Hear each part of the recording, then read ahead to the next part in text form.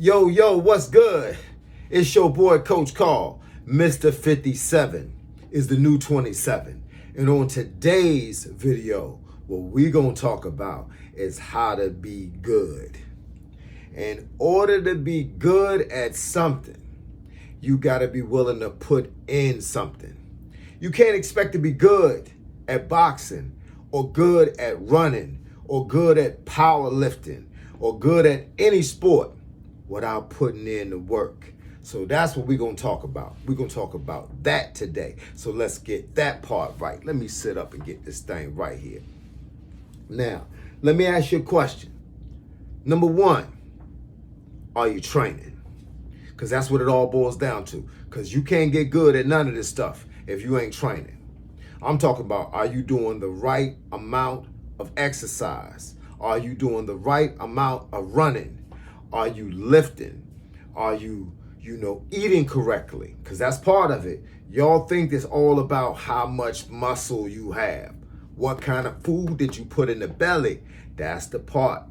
A lot of people want to lose weight, but they want to kind of teeter with the diet. You can't teeter with the diet. You got to make a diet and then you got to stick to it. Stop cheating. Stop taking days off. You don't need days off until you lost at least a quarter of the weight you're trying to lose. So in other words, if you plan on losing 100 pounds, when you lose 25, then you can have a cheat snack, but not until. You got to lose a quarter of the weight. So if you're trying to lose 10 pounds, when you lose 2.5, you can get you a snack and get a reasonable snack. Don't go out here trying to get nothing that you know you ain't supposed to have. Forget the drinking. Because I had a guy come to me one time and he says, tell me how I can lose weight without cutting out alcohol. Come on, man. You got to be willing to change something if you want to gain something. You feel me? Now, let's go back to training. You got to train hard. You got to train relentless.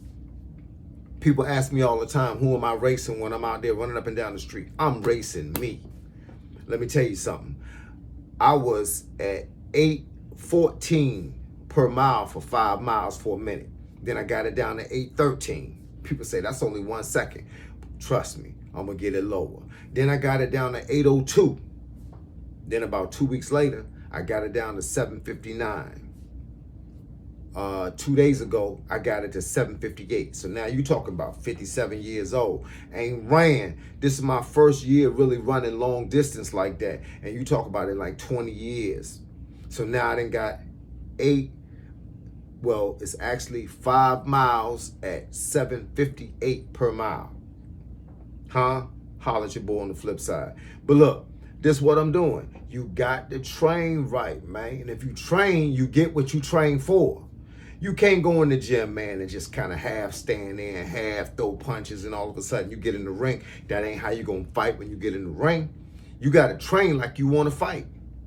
And then you got to fight like you trained. Because there's so many people that's in great shape, but then they try to plan it out. They think they're going to be able to plan their fight out from punch to punch, from step to step, from bob to bob. Don't work like that. Go out there and fight. And that's with anything. If you're a basketball player, don't shoot 100 jumpers in practice and then get in the game and only want to shoot one. That coach saw you shooting that 100. Now when you get in the game, he gonna keep passing you the ball. Well, I'm going to tell you to do everything I trained you to do when you get in the ring. You got to be ready for that.